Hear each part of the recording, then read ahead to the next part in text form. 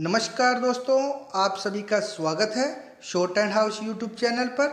आज के वीडियो में डिक्टेशन बोला जाएगा 100 शब्द प्रति मिनट की गति से, जो कि रामधारी गुप्ता खंड प्रथम से बोली जाएगी।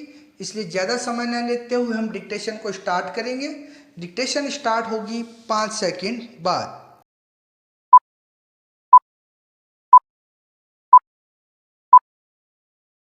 स्टार्ट। उपाध्यक्ष महोदय, अपने भाषण में उन्होंने कहा कि मैंने आज तक ऐसी गरीबी के दर्शन नहीं किए जैसा कि मैं देख रहा हूँ।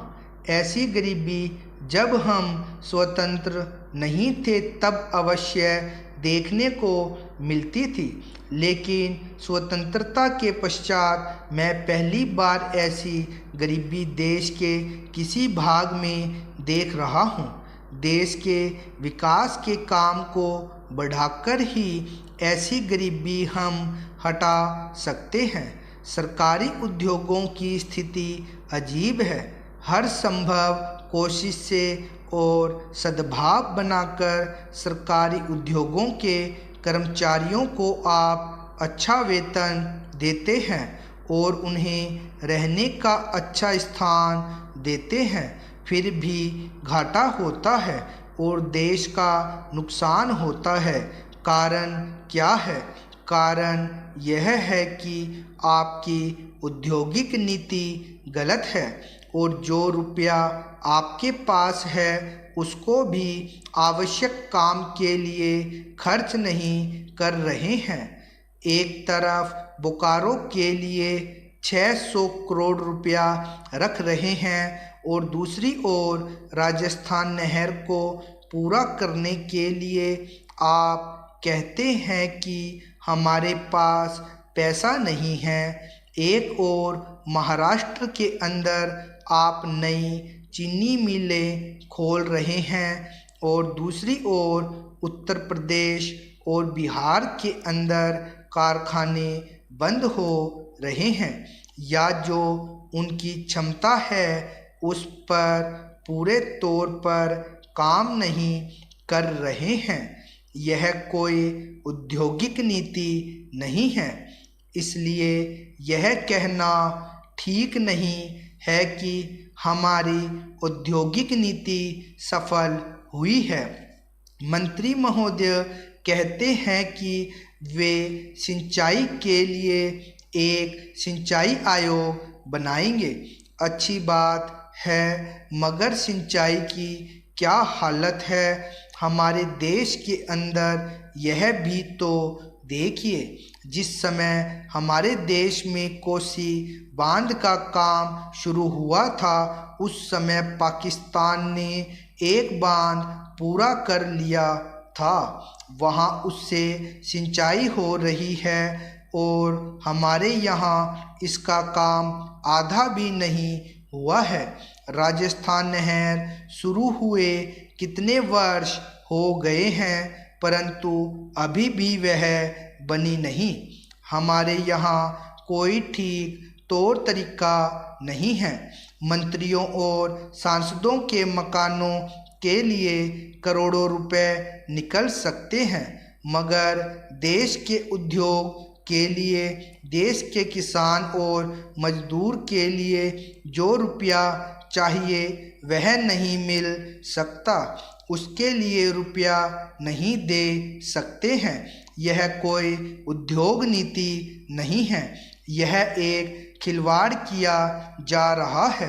मैं कल सदन को बतला रहा था कि कुछ सड़कें विश्व बैंक की सहायता से बनने वाली थी। महोदय, समाज कल्याण संस्थाओं का काम बहुत बड़े परिमाण में बढ़ा है। आजकल इसके लिए अनुदान भी पहले से कहीं अधिक दिए जाते हैं। हर पंचवर्षीय योजना में हम इस पर अधिकाधिक धन खर्च करते हैं और आजकल समाज कल्याण का कार्य करने वाले पूर्णकालिक कार्यकर्ता भी पहले से बहुत अधिक है। लेकिन मैं ऐसा अनुभव करती हूँ कि जैसे जैसे हमारे व्यय और कार्यक्रम बढ़ते जाते हैं वैसे वैसे इस काम में व्यक्तिगत उत्साह और लगन की भावना घटती जाती है। अध्यक्ष महोदय ने मिशनरी भावना का उल्लेख किया और मैं भी अनुभव करती हूँ कि आज वह नहीं है।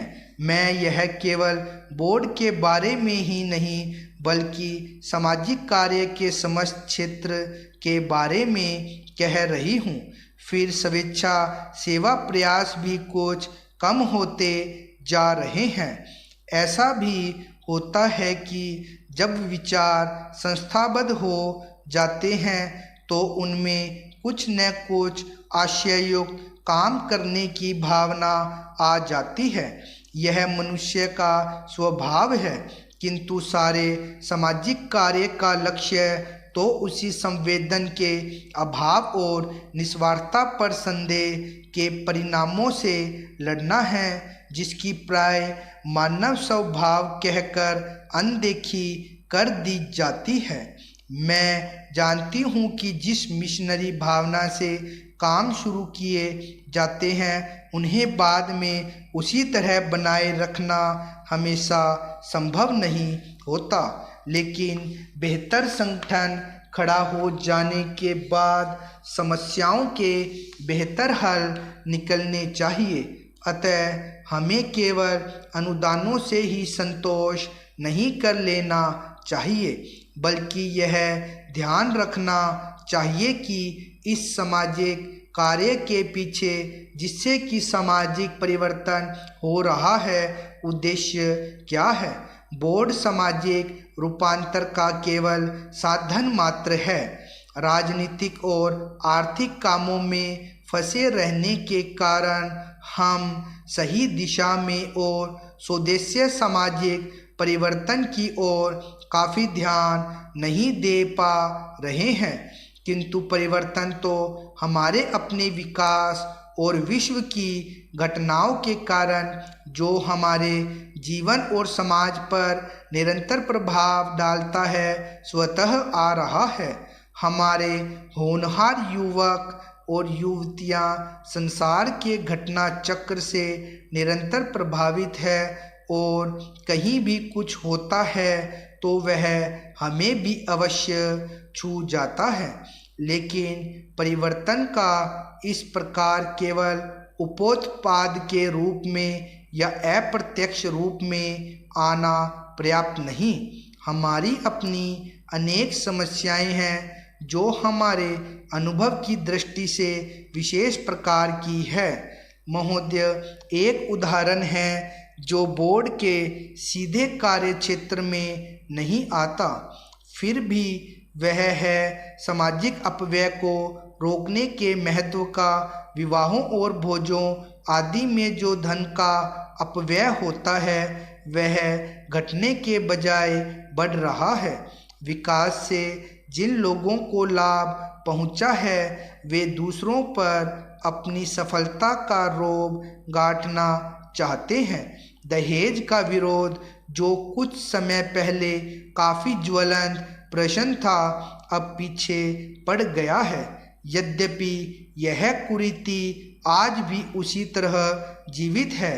अस्पृश्यता के बारे में आज कानून मौजूद है, लेकिन आज भी बहुत से स्थानों पर यह बुराई फैली हुई है।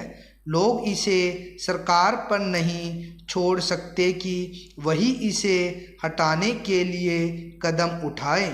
इसके लिए तो उन्हें स्वयं कुछ न कुछ करना होगा।